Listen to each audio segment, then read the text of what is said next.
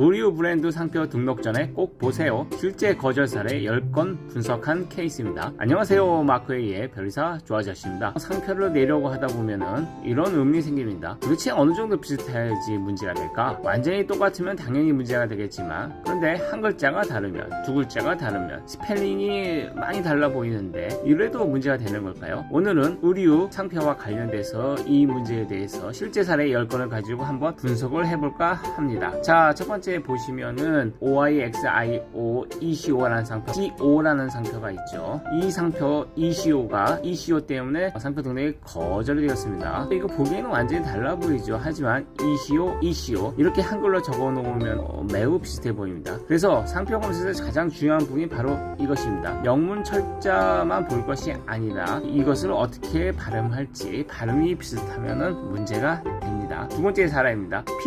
핏불 사례입니다. 이것도 FITBLE하고 FITBULL로서 보기에는 좀 달라 보이죠. 하지만은 핏불 정도로서 발음이 매우 비슷하죠. 그래서 이런 것까지 찾아야지만이 상표 등록을 받을 수가 있습니다. 자, 세 번째로 보겠습니다. 이것은 테트, 그 다음에 텟 이렇게 발음이 나는 것이죠.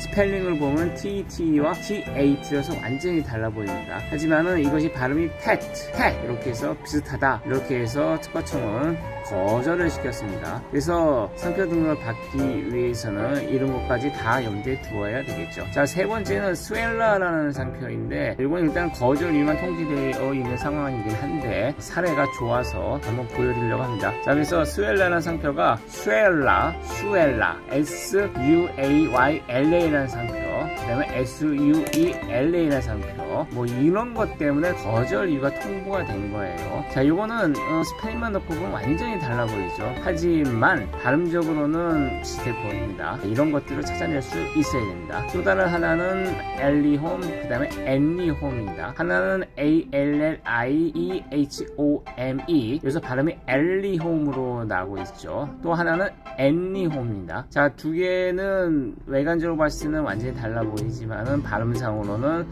많이 비슷합니다. 이런 건 문제됩니다. 이제 나머지들도 한번 보면은 19 샵이라는 것이 19 샵 때문에 거절이 되었어요. 발음이 비슷하죠. 그 다음에 리피 이것도 거절이 되었습니다. 더 A라는 것이 더 A 몰 때문에 거절이 되었고요. 와우산은 워우산 때문에 거절이 되었습니다. 그리고 피시드, 이것도 픽시드 때문에 거절이 되었습니다. 자, 그래서 이렇게 의류에서 실제로 상표가 거절된 사례 10개를 보여드렸는데, 우리가 생각해야 될 건 뭐냐면 발음이 비슷한 거, 발음이 비슷하면 문제가 될 수 있다는 것을 우리가 알 수가 있어요. 그러면은 발음이 비슷하다는 거에 대해서는 어떻게 접근을 해야 될까요? 이 경우에 중요한 것은 발음을 한글로, 그러니까 스펠링으로 접근하는 것이 아니고 한글 발음을 적어놓고 그 다음에 이 발음 비슷한 걸 따져보는 겁니다. 그래서 우리가 ECO 이거를 보았을 때는 스펠링적으로 완전히 달라 보이지만은 한글 발음을 적어놓으면 ECO 이렇게 가지고 상당히 비슷해 보이죠. 마찬가지로 TT, 그 다음에 TAT,